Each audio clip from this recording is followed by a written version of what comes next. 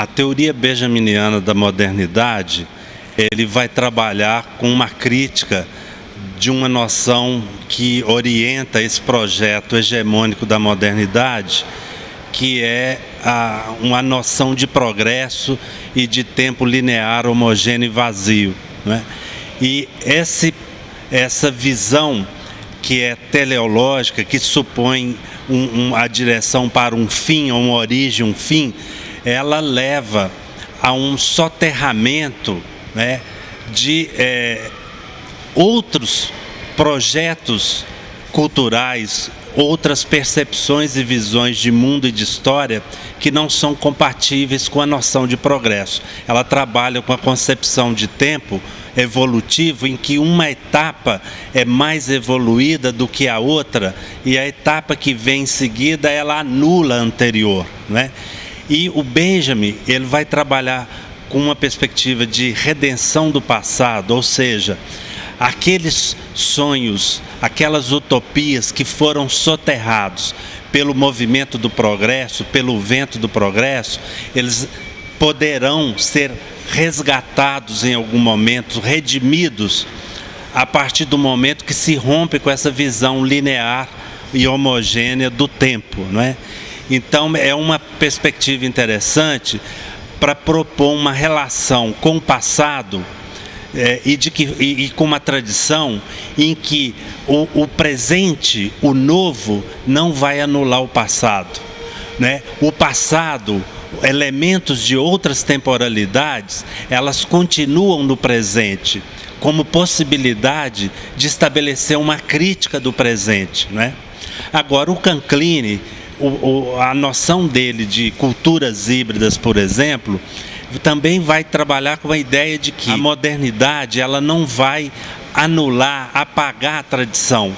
No caso da América Latina, por exemplo, nós vamos ver a convivência de diferentes temporalidades.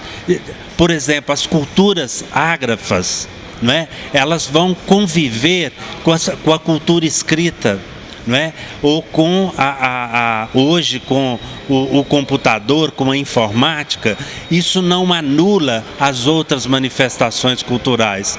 Então ele vai trabalhar com essa ideia do híbrido, não é?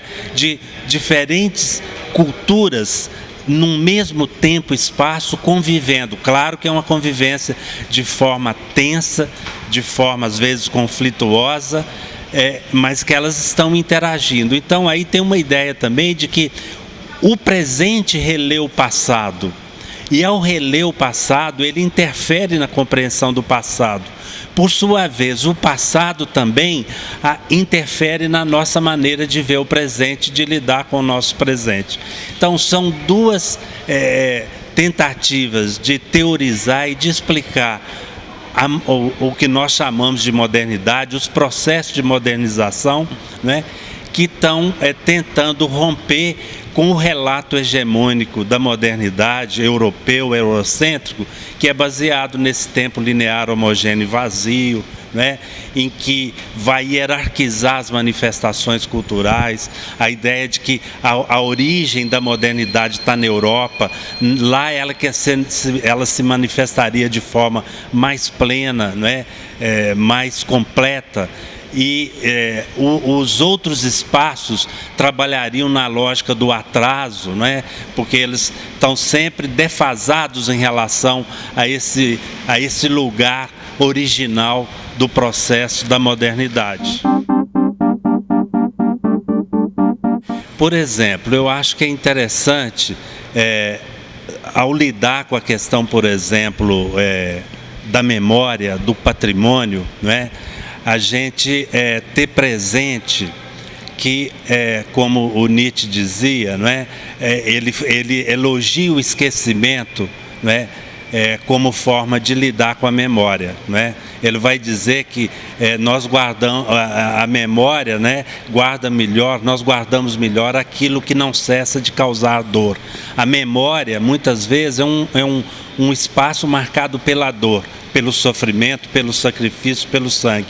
O esquecimento, ele propõe então o esquecimento como uma forma da gente arejar esse peso da história sobre a gente, né?